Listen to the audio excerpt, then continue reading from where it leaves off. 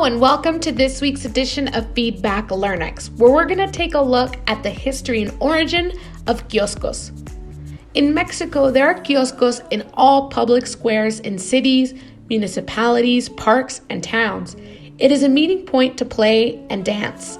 Well, for everything. But why are there kioscos everywhere? Its name is of Turkish origin, which means palace or portico, and refers to its elegance as if there were privileged places in some way. Thus, at present, the kioscos function as an oasis within the overwhelming life of cities, in whose squares they survive as protagonists still today. It seems that kioscos appear in China. They go to Turkey, where the name was given in the 19th century, due to the use of mostly temporary stages or gazebos, which allowed a better view and diffusion of sound for the presentation of bands and musical groups. As French towns and cities grew, the iron industry proposed to the municipalities models of prefabricated metal kioscos, which were classified as simple, ordinary, ornate, and luxurious.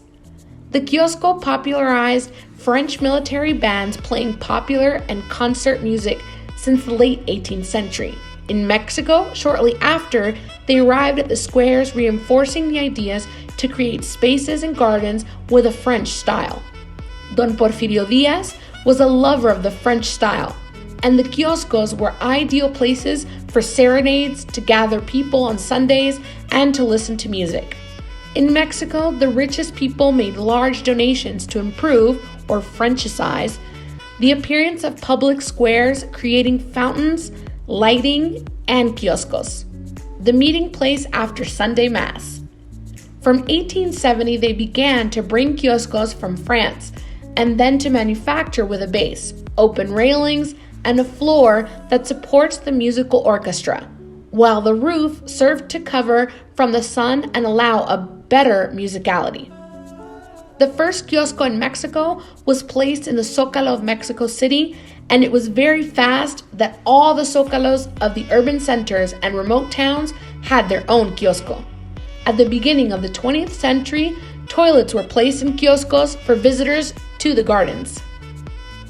In Mexico, we find some truly fascinating kioscos, landmarks, coffee shops, music centers, or typical dances on Sundays.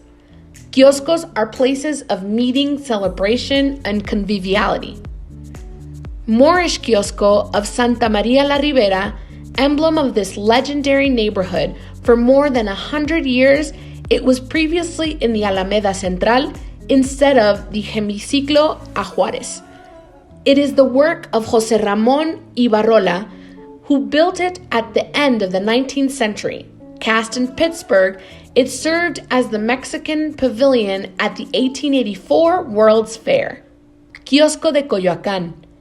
In the Hidalgo Garden, this beautiful kiosco was brought from Paris and donated by President Porfirio Diaz in 1900 to commemorate the centenary of the independence of Mexico.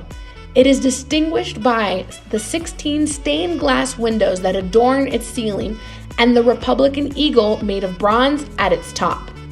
Kiosco of the historic center of Tlalpan.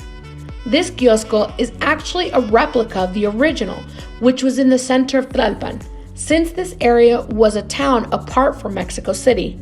The construction of this square and its kiosco began in 1872. Kiosco of the Alameda Central.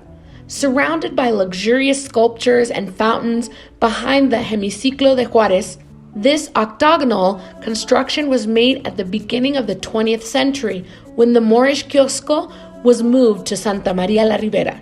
Even today, it is used by musicians, singers, and speakers as a perfect setting. Kiosco of the Garden of Santiago, Tlatelolco. This construction is actually a beautiful monoptera, made of stone that looks rather a majestic and ancient Doric temple. It is located inside the Jardín de Santiago, made by the renowned architect Mario Pani in the late 70s. Wherever you go to the Mexican Republic, any town, any city has an emblematic kiosco. Now you know the reason for these beautiful and emblematic places.